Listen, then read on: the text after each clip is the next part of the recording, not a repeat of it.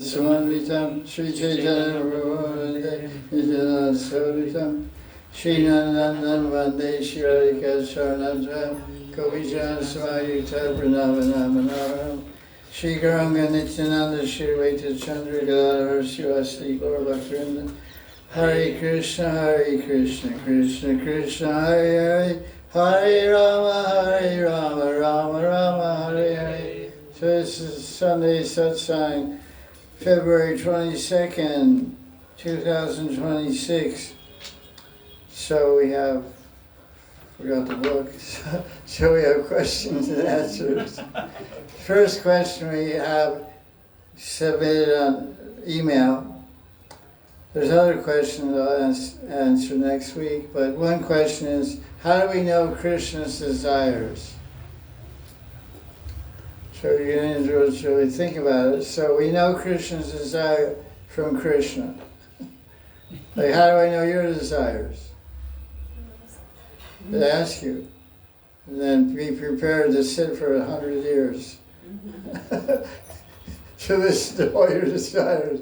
I want this, I want that, I want this and that. Go on forever.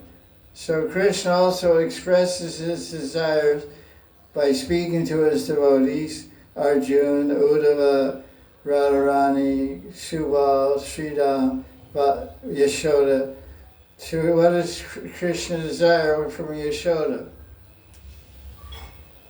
Milk. Give me your breast milk or break your pot. What does he desire from Balaram? I challenge you to wrestle. I'll beat you. You're not so big. I'll defeat you.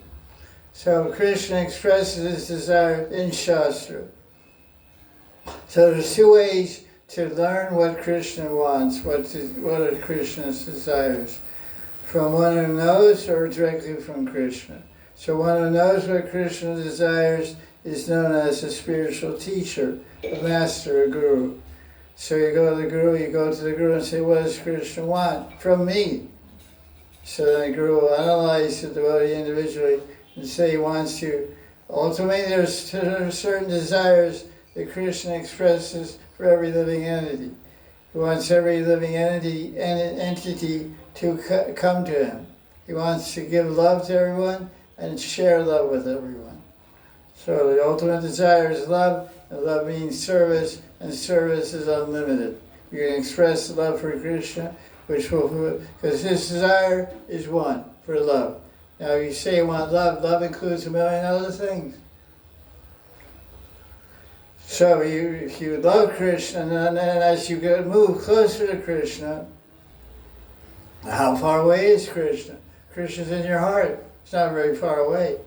But as you remove the distance, as you reduce the distance between you and Krishna, then you can hear Krishna speaking in your heart. Te sham sadata yuktanam bhajatam pratipurvakam dadami buddhi yogam tam yenamam vyanti te. Krishna says in Gita 10:10, I'm sitting in your heart, I'll speak to you. How do I speak to you? Through the intelligence. One commentary, Srila Prabhupada says, intelligence is a form direction of the Paramatma. So intelligence means the power of discrimination, choosing the right thing, the best thing, the perfect thing.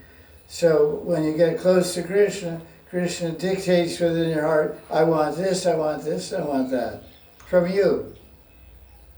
That desire expressed in your heart takes the shape of prarana. Prarana means inspiration for a seva. Because Krishna wants one thing only. What are we made of? Jivara Swarupaya Krishna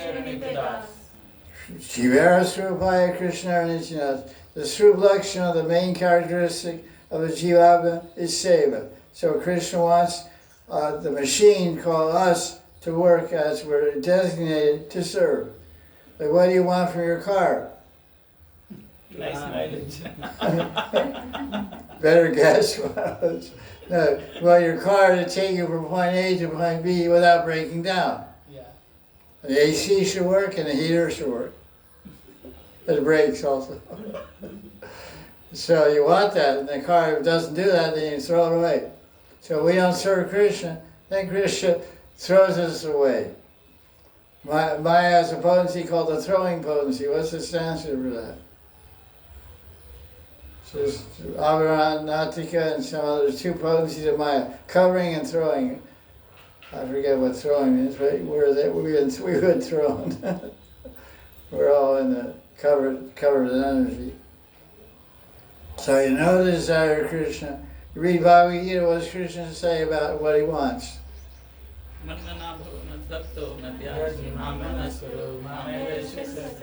There you go. He says, what does Krishna want? He wants you to think of him, not money. Think of him, not everything else but him. Worship him, not everything else but him. Worship money, worship your friends, worship big people to get promotion and get favors. And he says, and be humble and submit to someone, him, and worship and remember him. What else? Serve him. So it's not a very complicated question. It's a pretty obvious answer, but that's the question I was asked. But the more you read Shastra, the more you understand what Krishna wants, because all the Shastra is telling, I'll be pleased if you do this. If you observe Ekadasi, I'll be pleased. Basically, everything we're doing is to please Krishna. Whereas someone who loves someone, whatever they do, they want to do to please the one they love. That's what love means. So it becomes a competition of pleasing each other. Radharani wants to please Krishna, and Krishna wants to please Radharani. Priya means, what does Priya mean? The word Priya is a prefix for Priya and for Prema and Priti. And the word Priya as a Sanskrit, it means to please. It means affection also. So Radharani is Krishna's Priya. So he wants to please her. He wants to serve her and show his affection to her. And who is Krishna to Radharani? Priyatam, Priyatam, Shama Sham. This is Nimbark Sampradaya. Radhe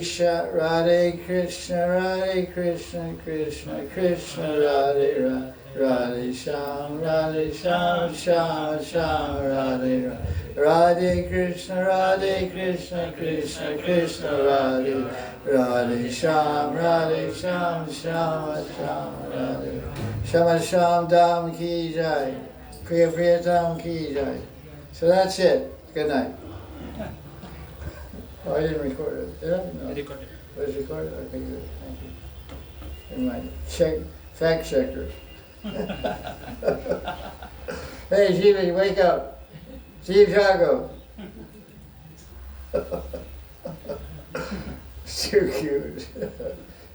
You know Japanese? Konnichiwa.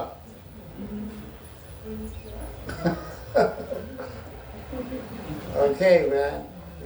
The gang is here now. South Indian gang. Okay, Jai Radhe. Swagatam. So what do we got for question? Any question on the internet?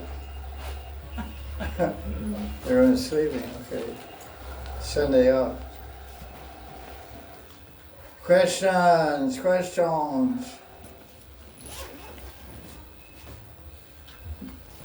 Good morning. Everybody's tired.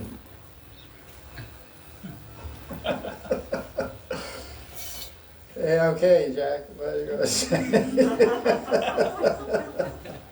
So there, he hears that in Vrindavan, Radha and Krishna are worshipped with bhava, not with happiness. What about prem? Bhava. Yeah, okay. Bhava. But personally, we don't have any bhava. Like, Why not? we have calm bhava. Bhava is there. Worship whatever you got, offer to Krishna. That's what Krishna says. Patram pushpam phalam toyam. You have flower, offer flower. You have water, offer water. You have nothing, offer nothing. But offer it. That's the idea. So you say, I know bhava, I know prem. That's the sign of a devotee. What does Lord Chaitanya say? Prema Gunda. The Prema Gunda, I don't have a whiff, I don't have a smell, a scent of Prema. So he's offering his desire to have Prema. So offer your desire to have Prema to Krishna. Krishna, I don't have Prema to worship you, I don't have Bhav, I don't even have Bhakti. There's three things you should have, something. Bhakti, Bhav, or Prema. You ain't got nothing? What happened to you, man? You got something. Something is there. Because Bhakti is a drop of Prema. So you have to, don't try it out with fans or fast. No, that drop that you have, you just offer it to Krishna. You figure out how to make that drop into a glass, and turn that glass into a lake, and turn that lake into an ocean. Ocean of devotion. Bhakti Rasamrita Sindhu. So that's the idea. So don't feel, that sounds a little hopeless. You said, in Vrindavan, the question is, in Vrindavan, Krishna's worshipped by Prem. Prem Seva Radharani, Prem Seva Balaram, Subal, Sridham, Prem Seva Yashoda. What about me? I'm in Vrindavan, or I'm a Bhakta, I'm a devotee. I don't have any Prem, I don't have any Bhav, so what can I offer to Krishna? Krishna says in Gita, offer me a flower. You have a flower? So a flower becomes your Bhav. If you offer it with feeling. Feeling means Bhav. There's different levels of feeling. There's baby feeling, elementary feeling, which is mixed up with a lot of selfishness. And there's selfless feeling. And there's pure feelings when you actually have a purified heart. Then that flower becomes like nectar. Like a coward boy took a samosa and opened up, made a hole in it, and put a dandelion flower inside it. It offers to Krishna. Krishna enjoyed it like anything, he ate it like anything. Made a funny face also. It was really bitter, but it was full of love for the coward boy, because coward boy's love is expressed by joking. Horsing around, they say. Don't horse around. That's a phrase from America. Joking around, horse around. I don't know what it sounds really, sounds really ridiculous. So, Krishna ate the bitter flower thinking it was nectar. So you have no Bhav, but you have a little feeling. So offer whatever you have, offer to Krishna, and your feelings will increase. That's what they always say. Like, we're hungry, we want to eat something. Just take a second. If you just take a second out, I'm hungry, I don't have time to put it on a plate, Tulsi leave, make an offering, I'm busy, I'm hungry, I'm starving, I'm going to work. There's all these crazy things that go on with life. But just take a second. Pause, say, Krishna, I should offer this to you. Please accept this. That's Bhav. Because that second pause means you're cutting your selfishness, you're cutting your ego down. But you say, I'm not going to I'm a devotee, I'm okay, blah, blah, blah. That shows super tamagun, super lack of, like, zero feeling. Okay, Krishna, I'm passionate, I'm in a hurry, I'm on my motorcycle, walking out the door, eating breakfast, going to work. But before I take this fight, Krishna, like we used to do a thing, a Sankirtan, we go to get some, I'm thirsty or something, we buy some, kefir or some kind of like yogurt drink and say, okay, Shri Vishnu. we touch our neck beads, we take our neck beads and go, Shri Vishnu, Shri Vishnu. We don't have time to make it offering, you're in a parking lot, no Tulsi, what to do. But this is Bhav, Bhakta Bhav. That's why I was telling last week, one of the reasons for rejecting a guru, if he doesn't have Vaishnava Bhav, he doesn't have Vaishnava Bhav, doesn't have the Bhav of Vaishnava. He speaks ill of other Vaishnavas, puts other Vaishnavas down. That's not Bhav. That's not desirable. So that should be avoided, that person should be avoided. So Bhav, you can't live without Bhav. Bhav is part of a living being. A dog has Bhav for his puppies. A bird has Bhav for his baby birdies, what do you call them? Chota birdies. Tiger rips elephant and part, whatever. But he takes his little kitten, carries around here and there, and takes care of it, because that's Bob. So you can't say I have no Bob. If you're alive, you have Bob. The animals have Bob. Birds have Bob. Like there's a pigeon was in a bird feeder today. The pigeons are very powerful, very forceful. And the parrots were hovering, 4 or 5 parrots hovering around. Say, look, we were hungry too. And he was just fighting them all off, because they're really very fierce. Pigeons are very strong. And they have a pointed beak. Parrot's beak isn't pointed. He's like a pacifist. His beak goes on like that. He can't hurt anybody. His beak is rounded. He can't, but a parrot took like a machine gun. The pigeon, he goes very fast. So they're all saying, come on, share something, Now I was watching out in the yard, watching this dynamics of the parrots, 5 parrots, 1 pigeon. They're all talking so much. And the pigeon was eating. They go, wow, wow, wow, wow. The parrots really talk a lot. Come on, man, it's not fair. We're a 5-year-old. He said, that's your tough luck. So finally, they were standing on the edge of there's a ledge underneath the bird feeder. They were standing there, releasing their head up, trying to sneak a little bit. The pigeon was going to turn real fast and hit him. It's really funny drama. And then there's some big parrot was in a tree. He swooped down and scared the pigeon with the elbow. The 5 or 6 are all sharing. They're all sitting on a tree eating together. Because they're more evolved in consciousness and different birds from different modes of nature. Swans on one scale, you have crows on another. Crows are very intelligent, but they're a little not too subtle.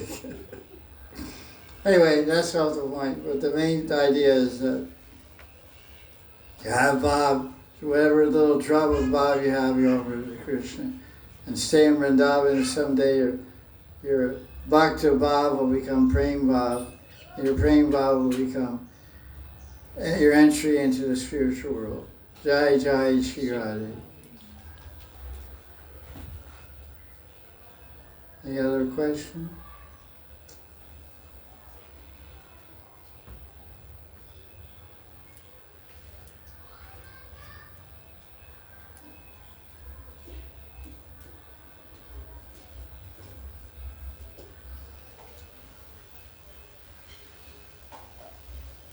Okay, I'll ask another question. Someone sent me another question I was going to answer next week. I didn't really think much about it, but I'll just speak extemporaneously. The person said, I don't understand. I read in the books that our desires become spiritualized. How do material desires become spiritual? And does the Siddhanta have spiritual desires? It's kind of a 2-part question. If you say material senses, how do we have spiritualized senses? How do senses become spiritual? The senses never become spiritual. The senses are made by Prakriti. The mind and Indriya, it's called Sukshma Shrira. The subtle body, mind, and the senses, they're all made of material energy. But what becomes spiritual is the use of those material objects, the senses and mind, engaged in Krishna service. That's called spiritualized. They're material. The iron rod is iron. It's always iron. When you put it in a fire, it gets red hot, and then it acts like fire. As long as it's close enough to the fire, you can take it out for a second and also burn something. So when the senses are engaged in Krishna's seva, at that moment they're spiritual senses by function, not by vastu. They're being used for spiritual activity, but they're material things. They use a material knife to cut sabji. So that cutting with that material knife, that knife is now spiritualized because it's used in the service of Krishna, to make Krishna's bhog offering. So the senses never become spiritual. There's a difference between material senses engaged in the seva of Krishna and the siddhanta, which has spiritual senses. Siddhanta, the spiritual body, has spiritual mind and senses, which are made of Chit Shakti, spiritual energy, internal potency of Krishna, Srup Shakti. It's not made of Bhairanga Shakti, external energy. The senses and mind of the spiritual body are self-willed. They have their own will, they can act independently. That's why Krishna says, when having Leela with Radharani, he said, I'm not acting here. Prema is acting. Prema is making me act. Prema is moving my senses. Prema is moving my words. So that's a whole another level. So real spiritual senses are only available in the spiritual world. Here it's material senses acting spiritually. There it's spiritual senses acting spiritual.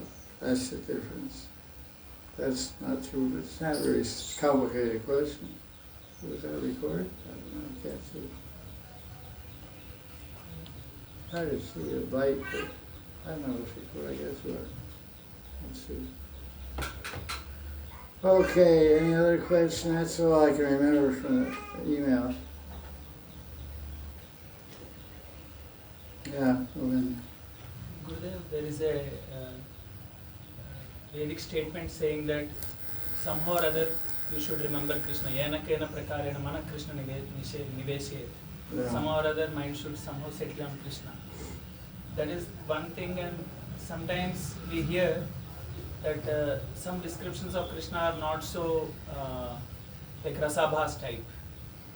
So how to get it like Rasabhas means describing Krishna which is not, or gopis and Krishna which is not so. I see a connection in what you're saying. I lost how these thoughts are joined together into a question. Somehow or other remember Krishna is one statement, but remembering Krishna in a different way, like when I hear the descriptions about Radharani and gopis which are not in the line of Goswamis. Oh, you don't remember those? I mean, your question is, what is your question? What to remember, what not to remember? Yeah, like there is a description recently in Bandirvan, there is a Radha and Krishna Vivah happened, and there says that Radharani is much elder than Krishna. And going all that is not... Well, the thing is, this concept or understanding of Radha and Krishna is quite different in different Puranas, in different time periods. Yeah. So the modern understanding from the Gaudiya Vaisnava viewpoint is that they're about the same age. Yeah, because Radha never opened her eyes before seeing Krishna. She did not open her eyes. Yeah, she's like 14 years old and Krishna's 15. That's what the Gaudiyas say. They're even more specific. Radharani's 14 years, 2 months, 15 days, and Krishna's 15 years, 9 months, 7.5 days. So that kind of distinction is there. But in ancient Puranas, they do say generally that Radharani's older. Krishna's like 10, and Radha's like 25. She's like 15 years older than Krishna. Yeah, but So we follow the Gaudiya conception. yeah, We follow the conclusion of the 6 Goswamis. yeah. Because Puranas are unlimited. I mean, there's, of course, there's 18 major Puranas, but there's Upa Puranas also. They have all kinds of different statements.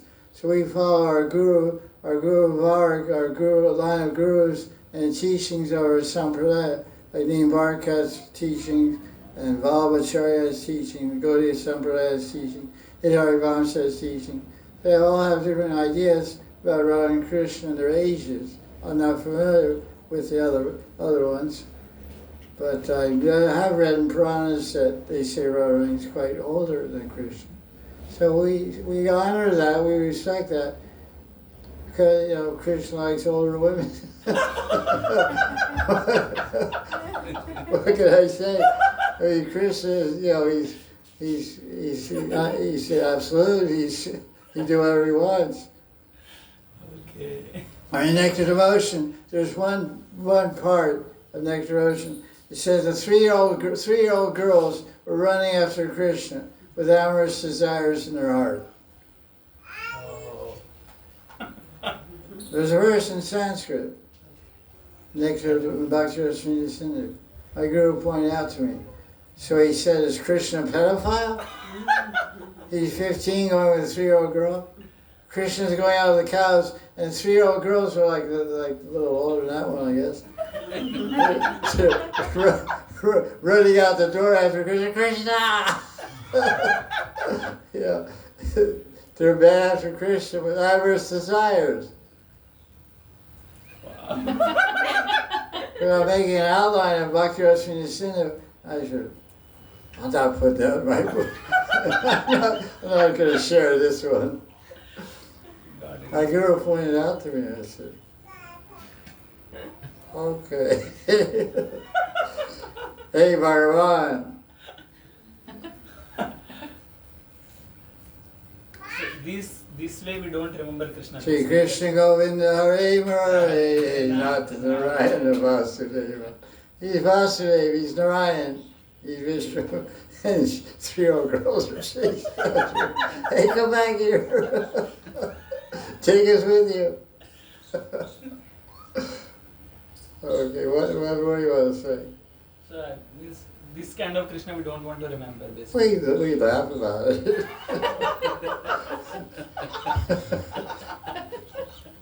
We can remember any remembrance of Krishna, you said by quoting that verse, is all good. Okay. Krishna, I don't know what you're doing here. I read that, I remember it, I'm telling you now. I could show you the place in the book also.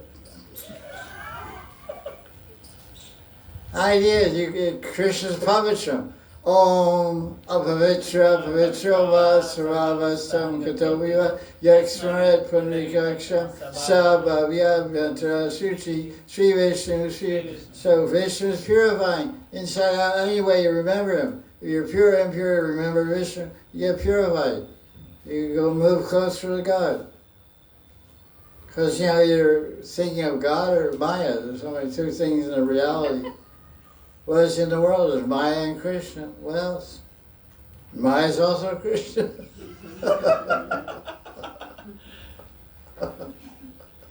Yoga Maya is Krishna. Maya is Yoga Maya's shadow. I mean, ultimately, everything's Krishna. Ham Sarvasya Prabhava. Everything comes from Krishna.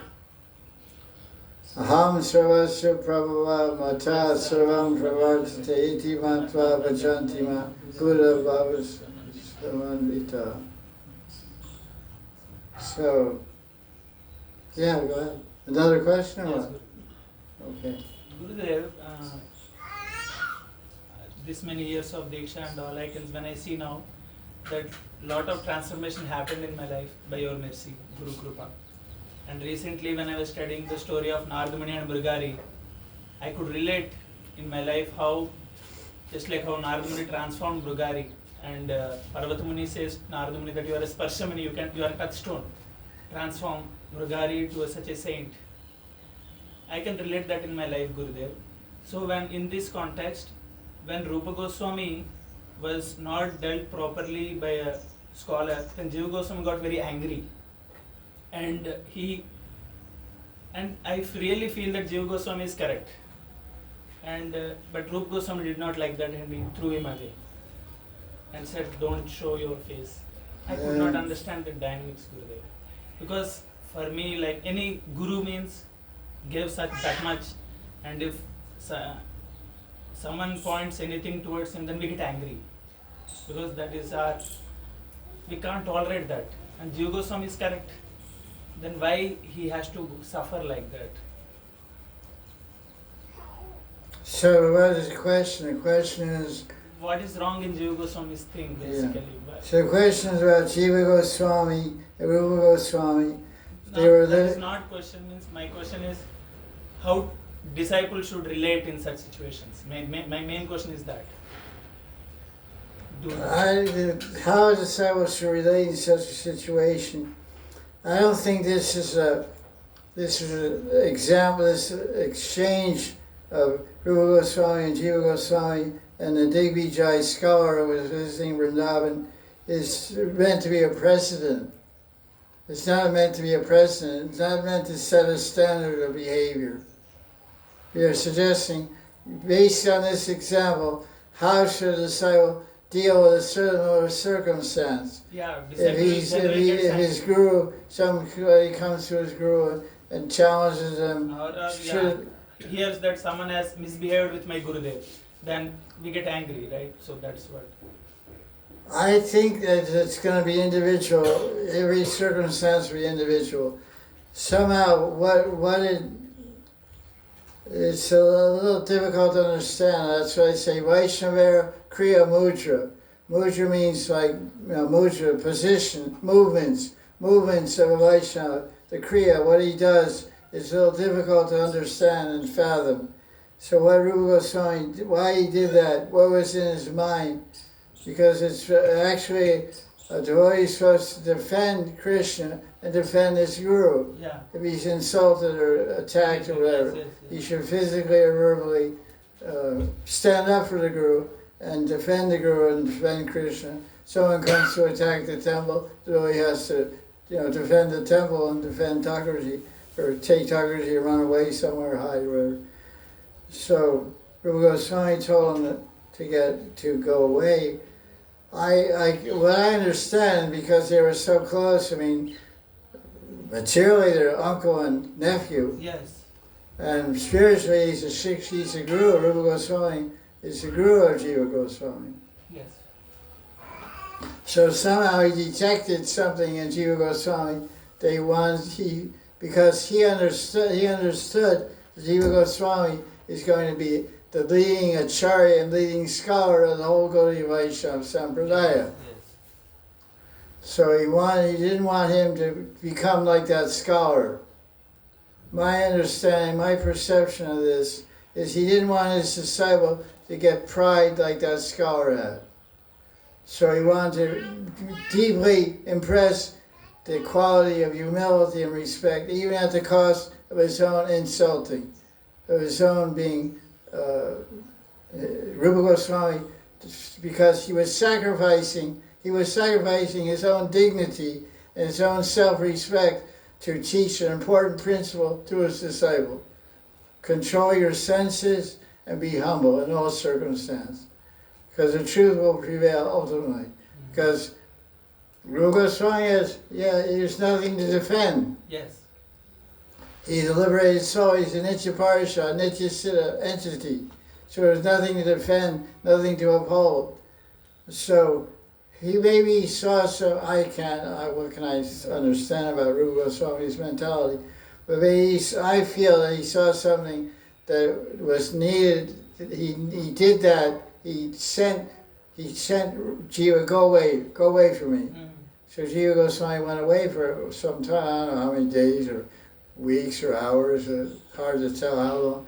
He went away from the seva of his guru. He was doing Vapu seva, he was doing Paricharya seva every day to his guru, washing his feet and preparing his manuscripts and making ink and all kinds of things for his writing. So he was devoid of that and then didn't get any prasad from Radha Damodar. Because Radha Damodar was there. And so he was separated from his Thakurji and separated from his guru. So that must be an important lesson. So I feel that you want to make sure that when Jiva Goswami becomes recognized, because in the future, after Rupa Goswami leaves, Jiva Goswami is going to be the leading acharya for the whole Gaudiya Sampradaya. He's going to be instructing Shamananda. He's going to be instructing Narottam and Srinivasa Acharya. He's going to be a Shiksha Guru for all of them. So he has to be totally transparent, totally humble, totally representing the highest tava and the highest achar and the highest pure devotion. So he saw that there was some flaw in Jiva Goswami. Hard to understand, but that's between these Nitya Siddhas. They're both Nitya Siddhas. So the lesson is not for Jiva Goswami, the lesson is for us. So now back to the modern scenario. Your guru, your disciple and your guru and some scholar comes and challenges or offends or kind of diminishes the position of your guru, what you should do. You should watch what the guru is doing. Don't act independently. Take your signal from the guru. Because that's how manjaris work in the spiritual world. They work on, it's called, what's that Sanskrit word for? Ingita. Ingita means indication. Radharani just moves her eyebrows a certain way. The manjari knows how to do this seva. Or she just looks a certain way. And the manjari knows or feels what next seva is required at that moment. So the disciple is tanmaya, one with the guru's heart and mind, is watching every move. Well, how's guru responding? He's not responding. I'm not getting it. Am I getting any indication that I should act in this situation? Because the disciple should never act independently of the guru's will.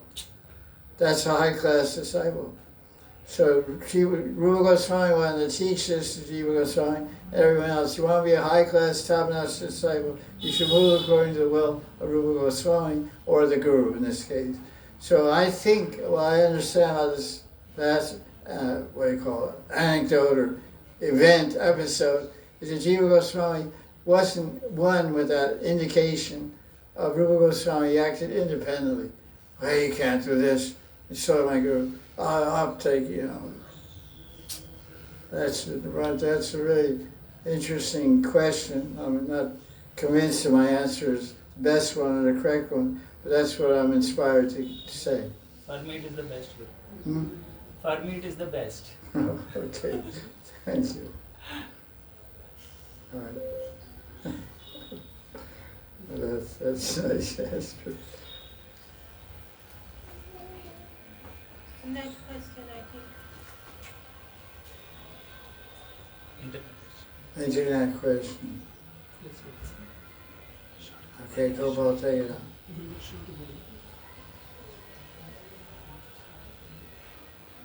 Okay.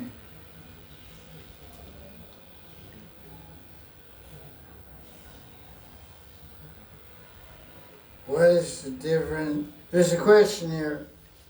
What is the difference in the practice and sankalpa of Bhakti Mishra Kama and Swarup Siddha Bhakti? Bhakti Mishra Kama. What is Bhakti Mishra Kama? Karma Mishra Bhakti. Karma Mishra Bhakti. Okay. Kama Mishra Bhakti. Yeah, okay. What is the difference between the sankalpa and Swarup Siddha Bhakti? Practice. Sankalpa and practice. One is, sankalpa means, first of all, what is the meaning of the word sankalpa? Sankalpa means intention. Purpose. What is the purpose? What is the intention? Yeah, prasad. You take a prasad, pass it to Gopal. If someone's going, no. If someone's going, make sure you get prasad. So the question is, there's two ways to practice bhakti that are in this question. One is through Siddha Bhakti, one is Karma Mishra Bhakti. And the sankalpa means a statement of purpose, statement of intention. Why am I practicing bhakti? So I'm going to practice bhakti. So bhakti is the same for both. Hearing, shining, remembering Krishna. But in Kama Mishra Bhakti, one has some personal ambition or personal desire. They're doing bhakti to fulfill it. And through Siddha Bhakti, one is doing bhakti to love Krishna, to express love for Krishna. The intention is, the sankalpa is, I'm doing this, Krishna, to please you, to win your love and to express my love. So that's a pure sankalpa and a pure form of bhakti. That's the difference. The other, sankalpa and Kama Mishra Bhakti, the bhakti is the same, but the sankalpa is, one is mixed with material ambition, material desire, which is impure bhakti, impure motivation. But it's still good. Vakama sarva kama moksha kama daradi.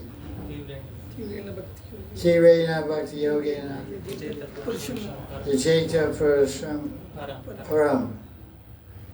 Yeah, thank you. You know that verse, huh?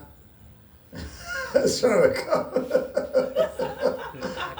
Where you key in? Vakama sarva kama moksha kama. Where you keying in there? That's, you answer privately. Yeah.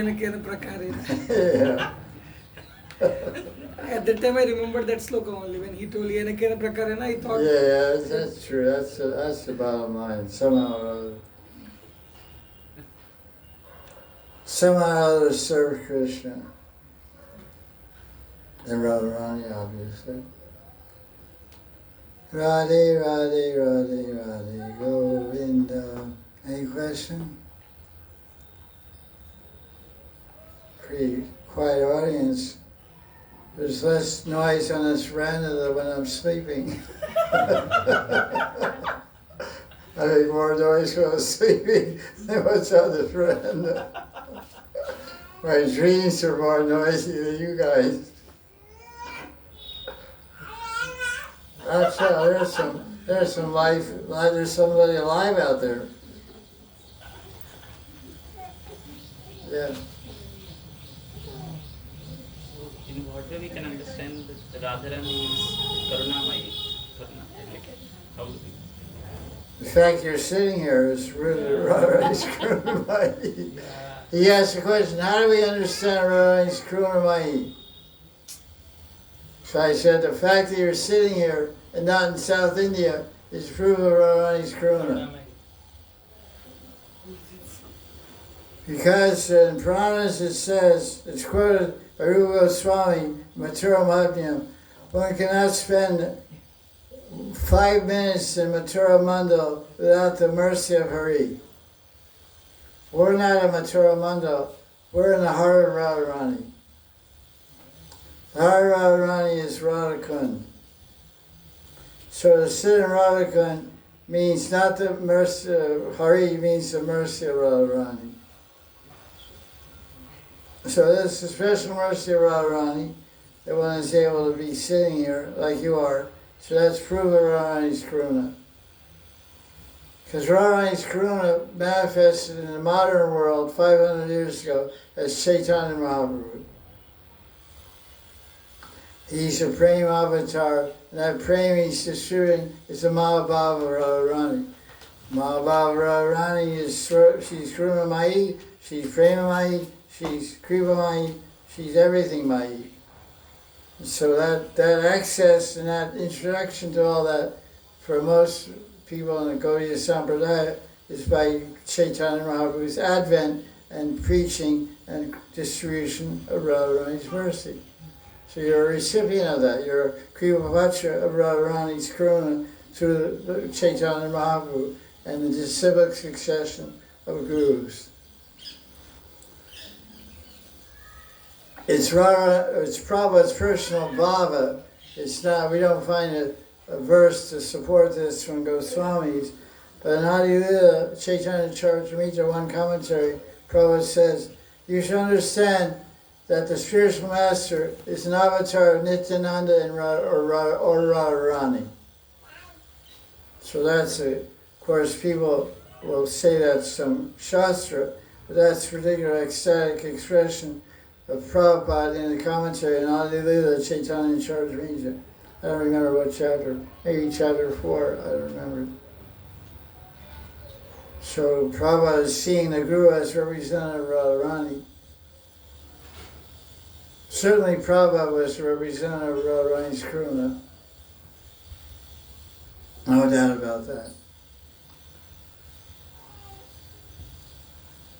There's only Radharani could tolerate Krishna being separated from Vrindavan.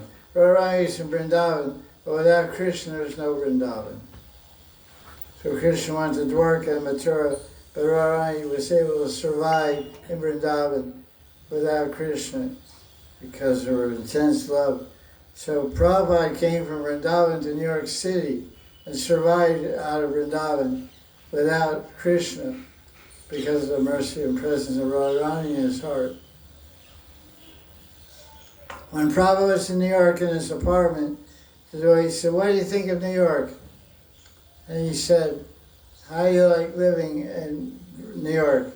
Prabhupada said that time, "You think I'm living in New York City, but I'm living in Vrindavan.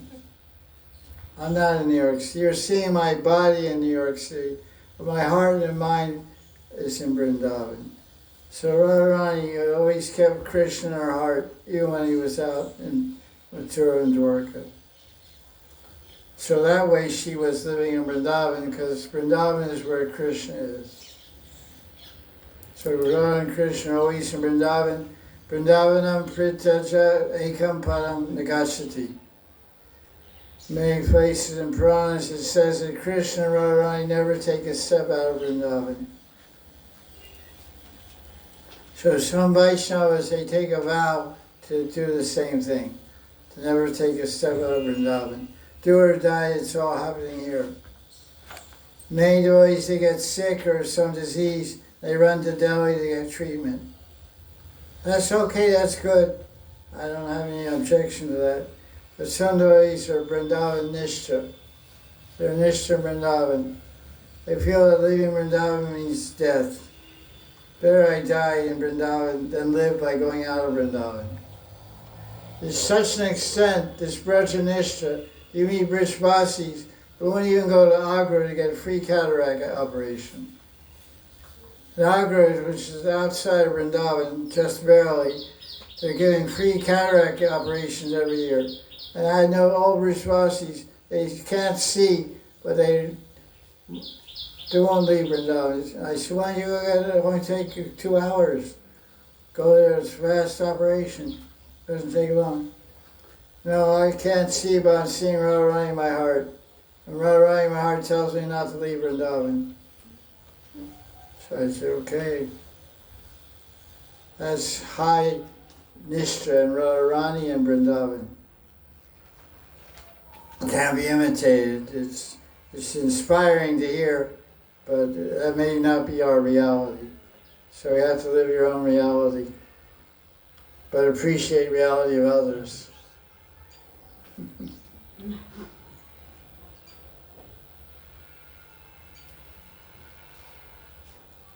Multi-dimensional reality. You have one dimension, I have another dimension. What is the question?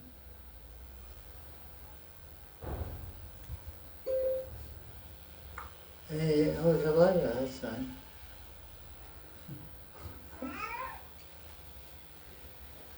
Hey. Kids can't talk or walk and play with a cell phone. Okay. Bill Gates, who invented Microsoft, he wouldn't let his children touch a cell phone until they're 14 years old. Do you know that? Why? I guess he had enough money for babysitters. Cell phone's a cheap babysitter. You're a babysitter? Give the kid a cell phone and he's gone. The babysitter can entertain him. Mother goes to work, who's going to take care of the baby? Cell phone. Okay, question. Any question? Yes, but I don't. My English is not very good, but I can. That's okay. I can try my. Mine isn't either. Dandavat pranam. Dandavat pranam. I was wondering, Rupa Goswami in the age when he wrote Bhakti Rasamrita Sindhu.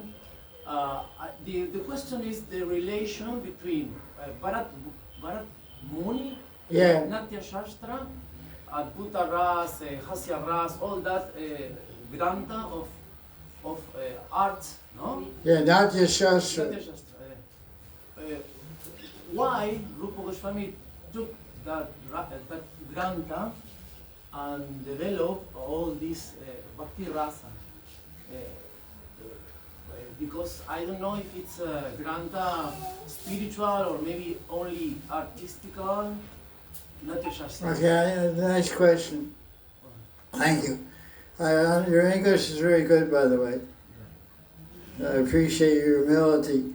The question is asked about Bhakti Rasamrita Sindhu by Rupa Goswami, and why he based on Bharat Muni's Natya Shastra, which is an ancient Sanskrit description of drama and theater and drama and dance, which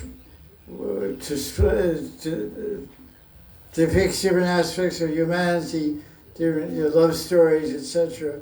And all different rasas are there, and emotions and sentiments and feelings that human beings experience, the whole gamut, astonishment and humor, comedy, laughter and tragedy and all kinds of things are there.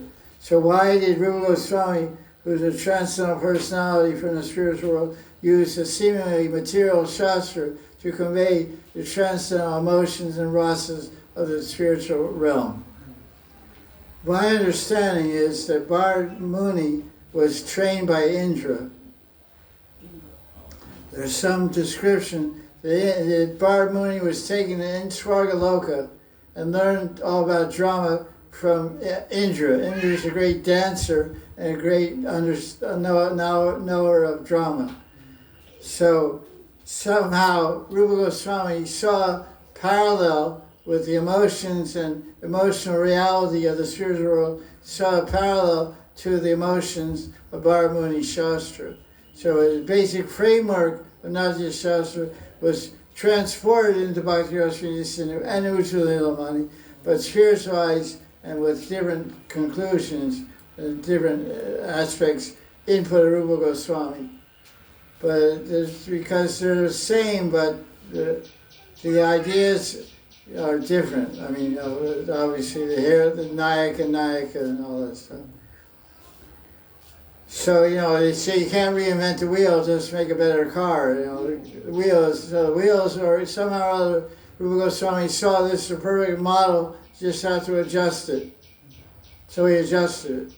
And there's many professors written critiques of these two books, Natya Shastra and Bharat Muni. Natya Shastra and Bhakti Rasamrita Sindhu. They compared and contrasted the similarities and differences. I read some of it. Rupa Goswami did quite a bit of modification and addition from bringing all his spiritual perception and spiritual understanding, because he's a gopi himself, Rupa Manjari. So he seen it and felt it and served it directly from the spiritual world. So he's like, but Bharat Muni did a good thing. So it's interesting. We just see Bharat Muni as an emissary of Krishna's will. He's like a Shakti avatar, empowered by Krishna to convey the idea, the basic concept and definition and operation of the different rasas and bhavas, and interplay of the pancha rasa samagris, vibhav, anubhav, sattvic bhav, vyavachari bhav, etc. Next question. Thank you. You guys just came. Any questions? New guys? New old guys? Old new guys? New old guys? I'm a new old guy. I feel new, although I'm quite old. Bhavayodhanam.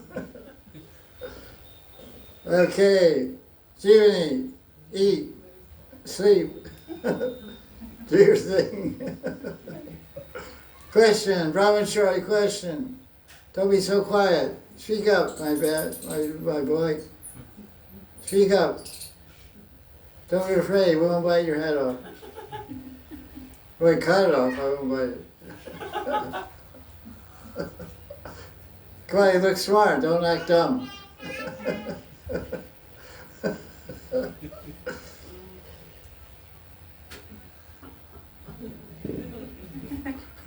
Hey, what's that?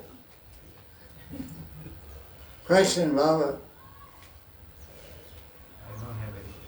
Let me ask you a question. How many years you're wearing saffron as a devotee?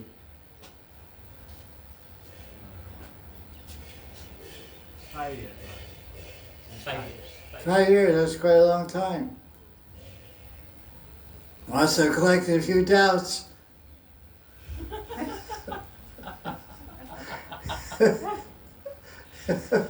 Where am I going? What am I doing? Why am I doing what I'm doing? We're all friends here. We don't have any alliance with any particular movement or group or anything. We're trying to understand the teaching of the six Goswamis and our Guru Varg and share it with anyone and everyone. So don't be afraid. We're all friends here. We're not taking bow data or sharing our information with Google or anything. It's Rahasya Sangha. No cameras, no pictures. There's only one camera looking at me. We're not also taking your picture, sending it to your guru. The one guy came from Bombay. He's in ISKCON. Which is good. ISKCON's a good place to be in and out.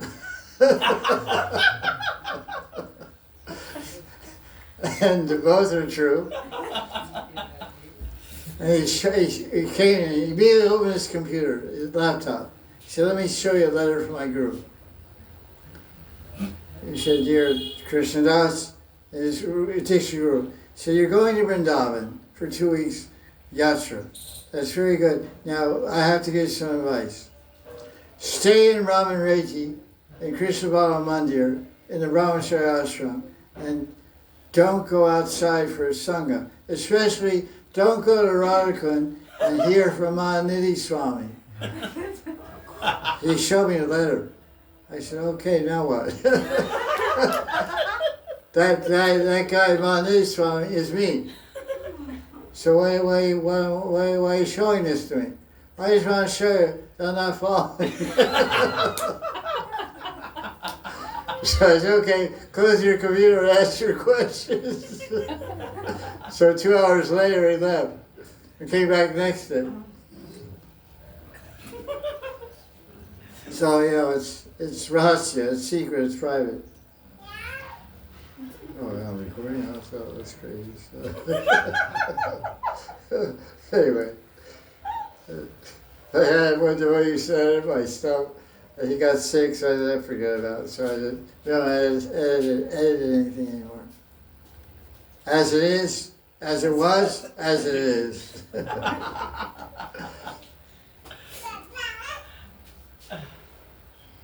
Okay. Cool guy, huh? Think so. He's getting me out of age, right? Get the personality, That's like really cool to observe. He's not just a kid, he's AK.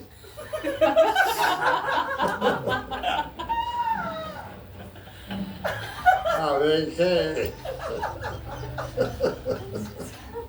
You gotta deal with it now, Jack.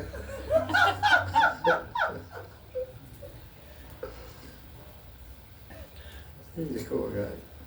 Okay, questions? Garavati Baba. Maharaj, when we are doing japa or when we are doing some seva to Lord in any form, there are two parallel dimensions where one dimension is where we feel we are doing it for the pleasure of Lord.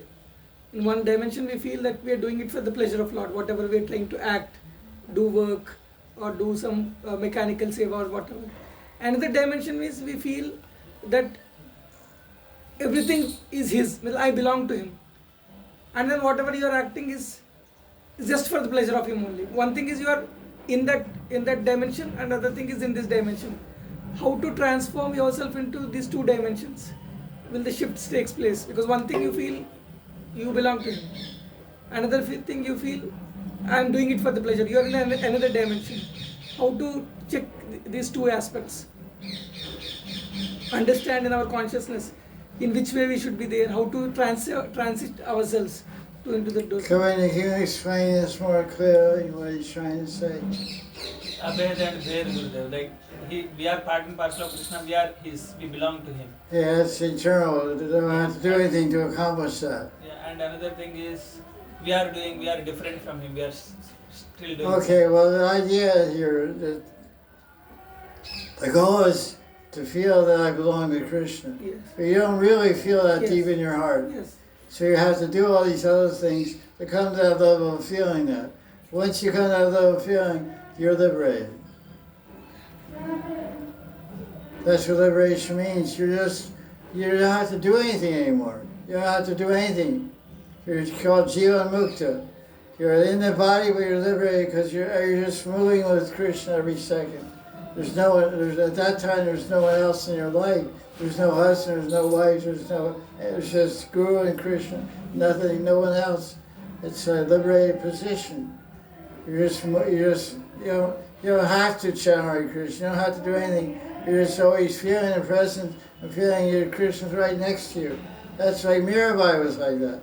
You don't see Mirabai walking around drop beats and all that stuff. She would just pat her ektar and sing a bhajan or write a love song to Krishna, Dwarkadish. But she was always with Krishna, never separated from Krishna. That's the goal. The belonging that's the ultimate realization. I am yours, you are mine. And that's belonging. That's the epitome of Radha Krishna. That poster you see, Radha and Krishna, famous Indian poster, they're standing, Radharani's leg is wrapped around Krishna, his leg is wrapped around Radharani, his arms around Radharani, her arms around him. And the two are one. They just belong to each other. There's no separation, nothing to do anymore. They just carry on an eternal embrace. It's like the Nimbark Sambraj Nitini Kunjalila. So that's the perfection. But we're trying to get to that level, so we have to do a lot of stuff and chant and get up early and Can you imagine you're sleeping until 10 o'clock in the morning? Go rest at 10 to 10. Nice, beauty rest. But the whole time you feel you're with Krishna. You feel he's right next to you. That's a genuine experience, it's not an imitation. An imitation, Krishna will slap you. You get sick, this, that, your house will burn down, bed will catch on fire.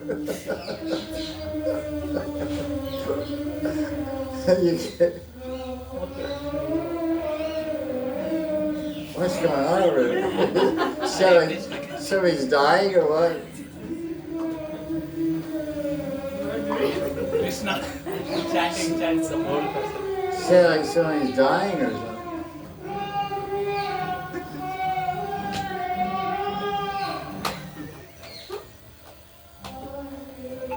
Gai Gora Madhu Sare, Gai Gora Madhu Sare, Hare Krishna, Krishna Krishna, Hare Hare, Hare Rama, Rama Hare, Gai Gora Madhu Sare. This Madhu Swara?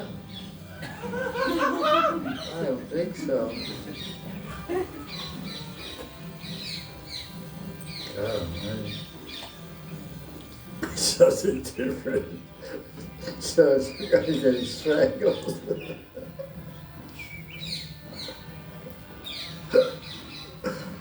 Trying to die.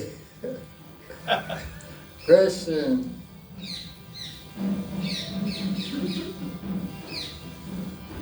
No more questions, no more.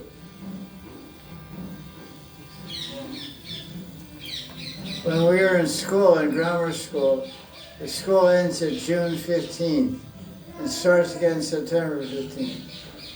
June, July, August, 3 months vacation summer. American. Fun. So we had a song we used to sing.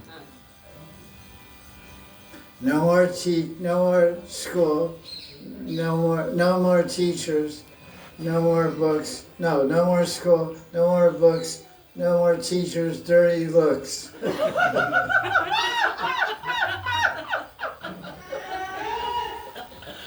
Because the teacher was like, you did your homework, you know. You do your homework, you did bad in the test. So now, no more bad looks from the teacher. Okay, what's your question? Radharani, she has many items, blue color items in her kunja and in her palace to remember about Krishna. What about Krishna? Does he also has? What's the question she saying about remembering? Radharani has so many blue things in her kunja, in her palace, everywhere to remind Krishna. Does Krishna also has golden color things to remember? Except the poetry. The question is that there's so many blue things in the kunja. Yeah, blue. She has in her palace, she likes blue things to Like remember. blue. Oh, Radharani likes blue. Yeah. And she always likes girls named Shamala, and she likes monsoon season because of blue clouds, and she likes black deer. Lamps, like blue lamps and some items. Blue lamp, blue bracelets. Blue sapphire bangles, and cudgel, and anything dark and blue that she likes. So it reminds her of Krishna. There's Krishna also have things, yellow, golden things that remind him of Radharani. Krishna is actually outdone Radharani. Because Radharani's all blue things are external to her transcendental body. The bangles hang on her wrist, the ring is on her finger, the sari is on her body. They're external to her transcendental body. But Krishna so much loves Radharani, he has a golden line on his chest. The golden line is inside his chest. It's blue with a golden line. So that's like a tattoo, a golden tattoo in his chest to remind him 24/7. He takes a bath. Radharani takes her bangles off when she takes a bath. She doesn't use blue soap.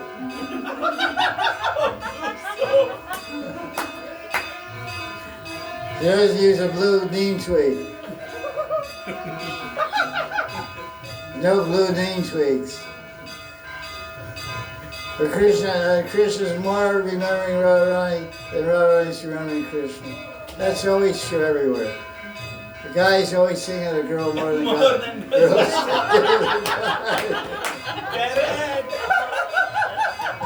It's true everywhere. The guy is always thinking of the girl more than the girl's thinking of the guy. Ask any guy.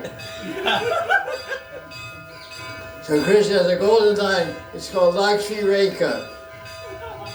But it's really, Rasikas know it's Radhika Rekha. It's Radhika. Radhika. How do you like that? Yes.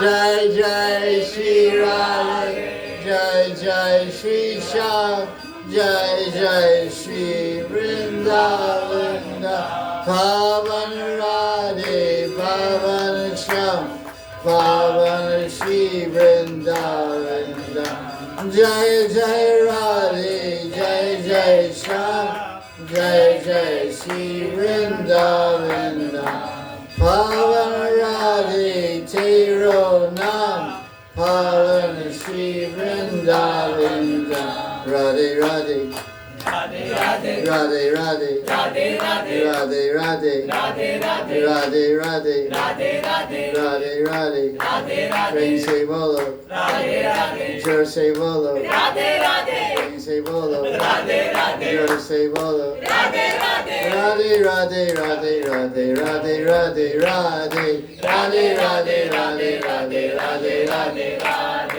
Jaya Radhe, Jaya Radhe, Radhe. Jaya Radhe, Jaya Radhe.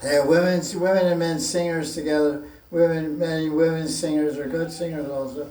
They play violins and flutes and mridangas and pakawats and different instruments. They sing all these improvised mantras, which Prabhupada didn't like.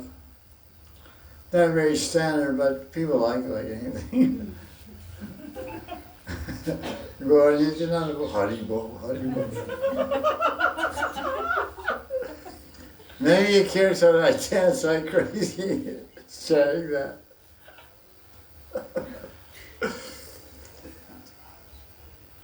Those were fun times. Good time. Any questions?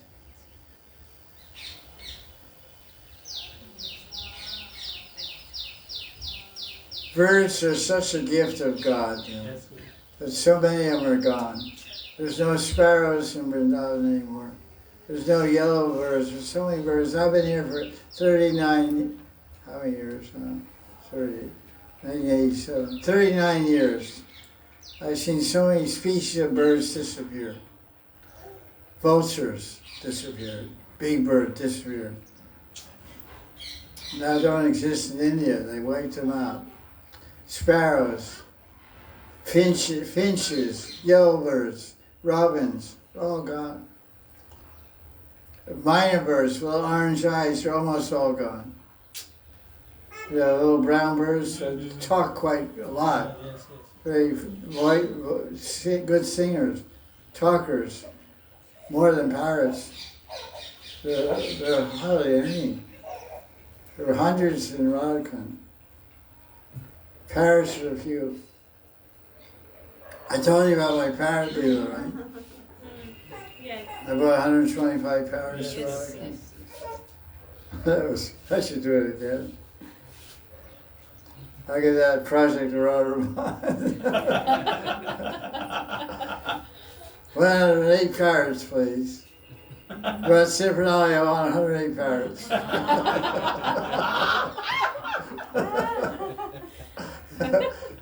I'll bargain with them. They cost 500 rupees each. Then, I don't know now. They should protect the birds against law to sell them or buy them. But you can buy them in Shadi Chowk. And the guy bought them, when the guy sold them, he put them all in rice bags. A bunch of rice bags, put on a rickshaw, and the birds were all jumping around inside the bag. But then we could see there were green birds, and I was all chickens or whatever. They put them in a truck and bought them here. It's the Delhi devotees. Very fun. 125, I think. The devotees said 100 and go we get to the 25 on their own or something like that. She's always wants to compete. Yeah, I told her I was doing it. I organized it. I'll give 25 myself. I said, okay.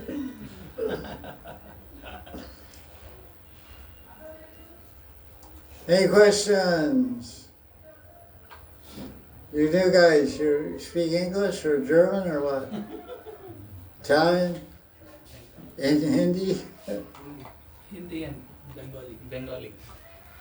Bongo, Bosho, Mandir Jabo, Kikorcho.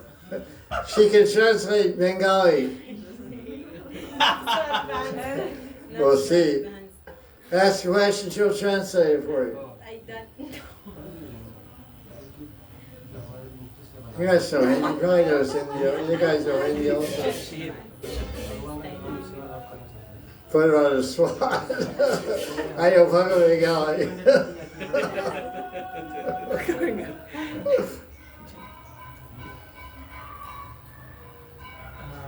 What's the question?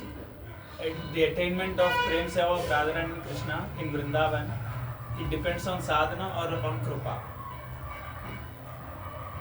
Well, you said how to change Prem Seva in Vrindavan. Depends on what? On sadhana or on krupa? Depends on surrender. Doesn't depend on sadhana.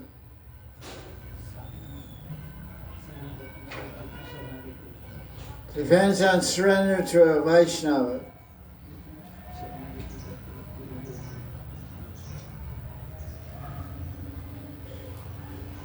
That's the biggest revolution in your life.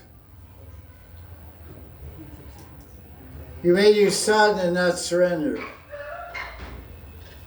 Sadhana is just an excuse to pass time. If you're bored, you have to do something, so you do sadhana.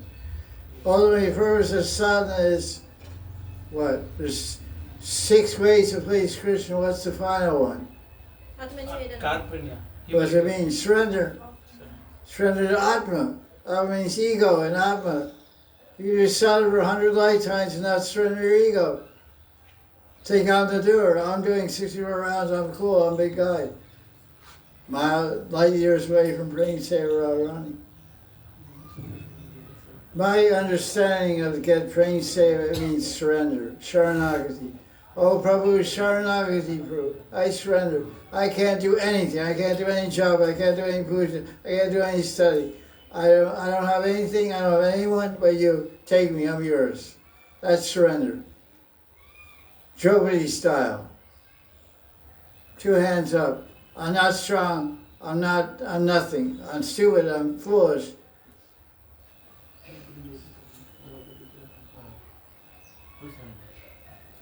Like in Chaitanya Charitamrita, Hari Katha says, Aminichi Jati. I am very low born. He was born in a Brahmin family, Hari Katha. He was raised by a Muslim. He was not a Muslim. He was born in a Brahmin family. He's a Brahmin, Hari Katha. But he was raised by a Muslim, so he accepted that he was, what do you call it, Antaja or whatever, Yavana or whatever. He accepted that designation, but it wasn't true. He had a very auspicious body. He had long arms and lotus eyes. He was a very beautiful person. He's not some guy from Saudi Arabia, you know.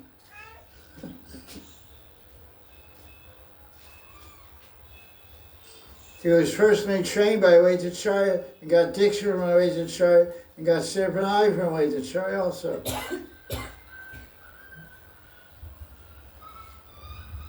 He was a right-hand man of Vaitacharya's preaching mission. Vaitacharya had thousands of disciples in Navadvip, Bengal, Shandipur, and he gave the Shradapatra. He invited 108 Brahmins and fed them and gave donations. He gave the first Maha plate after offering Thakur. He gave it to Haridas Thakur. He was supposed to give it to the leading Brahmin. But he says he's a Param Vaishnava, he's a praying bhakta. I don't want to say all that stuff. But the idea is surrender, so humility. I was saying, that person said, I'm nothing. Anishi Jati. I'm low born. And there's 3 or 4 verses in Chaitanya Charitamrita, Haridas Thakur is explaining how fallen he is. So it means, surrender means that. If you want to attain the praying seva of Radha and Krishna and Vrindavan, you have to surrender everything. Man, Tan, Dan, Krishna Samarpan. It's called offering. If you're holding on to ego and holding on to self-identity, independent identity, you're a long way from praying seva of Radha and Krishna. I am nothing, you are everything. So many people do so much sadhana and they don't get there. Because they're holding on to so many hidden attachments in their heart and mind, which they're not letting go, they're not surrendering. So the rounds are going round and around and around and around. There's no other way to get to surrender but by doing sadhana. That's the other point. Because sadhana gives the realization that you have to surrender. But your question was, how do I attain praying seva of Radha and Krishna? Is it by sadhana or what else? By kripa. I said neither one, it's by surrender. Because you don't get kripa unless you surrender. That's why Krishna says. Krishna says in Gita 4:11, such an important verse. Bhajante tam satsavajamya mama vardhana varsante manasa sarvasha. As you surrender, he talked about surrender. As to surrender. As to give up controllingship. Everyone's a controller. I'm going to control my environment, control my work, control my place, control people, control this, control that. Hey Krishna, I give up. I'm tired of trying to control. You drive the car. You drive. I told you the story of the Siddha saint of Vrindavan. His disciples asked him how he became Siddha. Yeah. He was leaving his body. He said, "Can you tell me your formula, how you became Siddha Premi Bhakta?" He said, "I sleep when I'm tired, I eat when I'm hungry." That's how I attained Siddhi. We are also doing the same.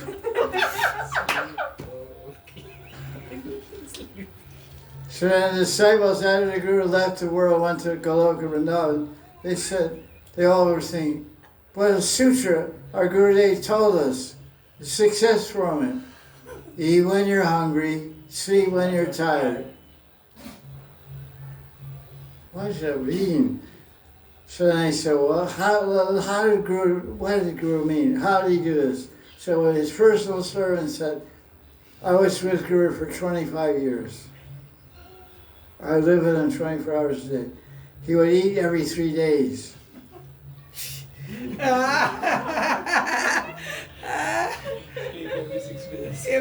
Every 3 days you eat one chapati and half a katori of dal.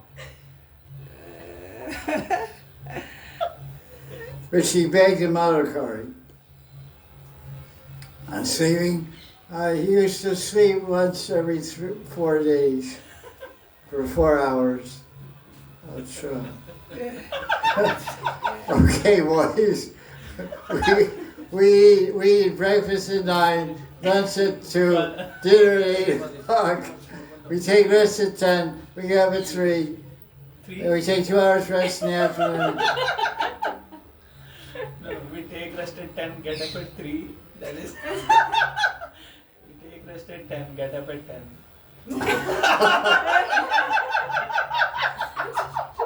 Don't be revealing your secrets.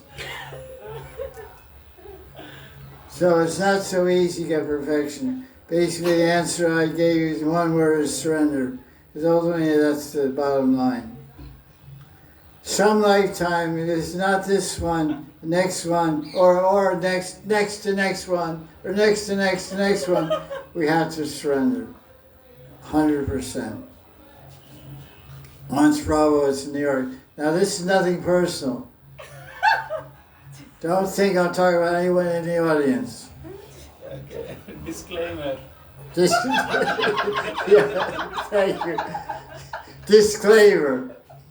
But Prabhupada said New York because it was popular among the devotees at the time. He said, he gave a lecture in 1966, if you have a desire for one Hershey's chocolate bar, you have to take another birth. You understand what I said? Yes. If you have a desire to eat chocolate at the time of death, you have to take another birth.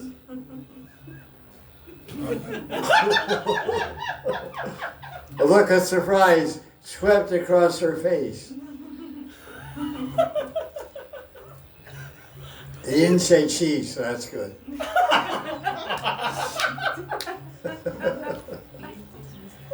Cheese, okay. I'm dying. They asked when people were dying, they asked the deadbed in the prison, now you're going to the electric chair for murder. So they give it a favorite thing he wants to eat. So, you're from Russia. You're going to die now in the electric chair. What do you want? Okay, open your mouth. Don't. She like a cheese sandwich, melted cheese. Because you're electrocuted. That's went over a lot of people's heads. Sorry for that. Any questions before we go crazy? How to understand if we are surrendering? How to. Chant 108 rounds of how to. How to be humble, how to not be proud, how to be determined, how to be enthusiastic. Chant Hari Krishna. How to know you're surrendered. How to understand, yes. Are you seeing Krishna? Okay, keep trying. When you're surrendered, you'll see Krishna. You're 100% surrendered, you'll see Krishna. Question is, how do you know we're surrendered? The answer is, are you seeing Krishna? Means you're surrendered. The degree to which you're seeing Krishna is the degree to which you're surrendered. There's 1% seeing Krishna, there's 150%, there's 1,000%. So, key in where you are.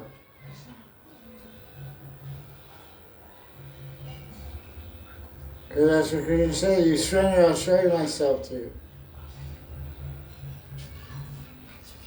Because what's being surrendered? We're surrendering to Krishna to see Him, to love Him, to serve Him. What are the 3 symptoms of Baba? 3 ruchis. Desire to see Krishna, Krishna, serve Krishna, serve Krishna and love Krishna. 1. Desire to see Krishna. Desire to see Krishna. 2. Please Krishna. Please Krishna. Serve Krishna. Exchange love with Krishna. Exchange loving service. Exchange love by service, loving service. This is 3 ruchis that manifest at the level of Bhava Bhakti, which means surrender or is love.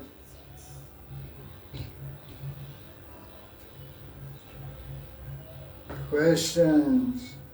When does it end? What time is it? 5:32. 5:32. Wow. Overtime. Yes, good.